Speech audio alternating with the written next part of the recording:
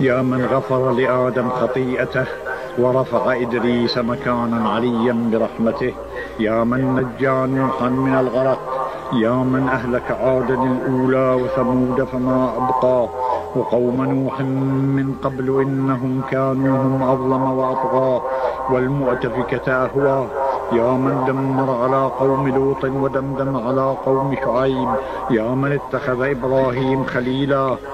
يا من اتخذ موسى كليما، واتخذ محمدا صلى الله عليه وآله وعليهم أجمعين حبيبا، يا مؤتي لقمان الحكمة والواهب لسليمان ملكا لا ينبغي لأحد من بعده، يا من نصر ذا القرنين على الملوك الجبابرة، يا من أعطى الخضر الحياة ورد ليوشع بن نون الشمس بعد غروبها، يا من ربط على قلب أم موسى وأحصن فرج مريم ابنة عمران، يا من حصن يحيى بن زكريا من الذنب وسكن عن موسى الغضب، يا من بشر زكريا بيحيى، يا من فدى إسماعيل من الذبح بذبح عظيم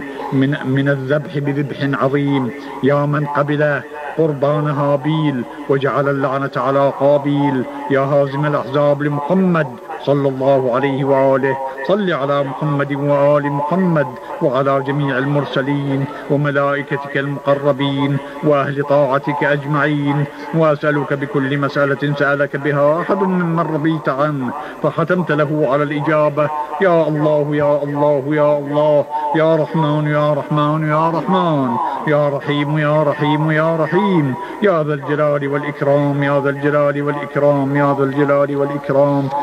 أسألك بكل اسم سميت به نفسك أو أنزلته في شيء من كتبك أو استأثرت به في علم الغيب عندك وبمعاقد العز من عرشك وبمنتهى الرحمة من كتابك، وبما أن ما في الأرض من شجرة أقلام والبحر يمده من بعده 7 أبحر ما نفدت كلمات الله إن الله عزيز حكيم، وأسألك بأسمائك الحسنى التي نعتها في كتابك وقلت ولله الأسماء الحسنى فادعوه بها، وقلت ادعوني أستجب لكم، وقلت وإذا سألك عبادي عني فإني قريب أجيب دعوة الداعي إذا دعان، وقلت يا عبادي الذين أسرفوا على أنفسهم لا تقنطوا من رحمة الله إن الله يغفر الذنوب جميعا إنه هو الغفور الرحيم، وأنا أسألك يا إلهي وأدعوك يا ربي وأرجوك يا سيدي وأطمع في إجابتي يا مولاي كما وعدتني، وقد دعوتك كما أمرتني، فافعل بي ما أنت أهله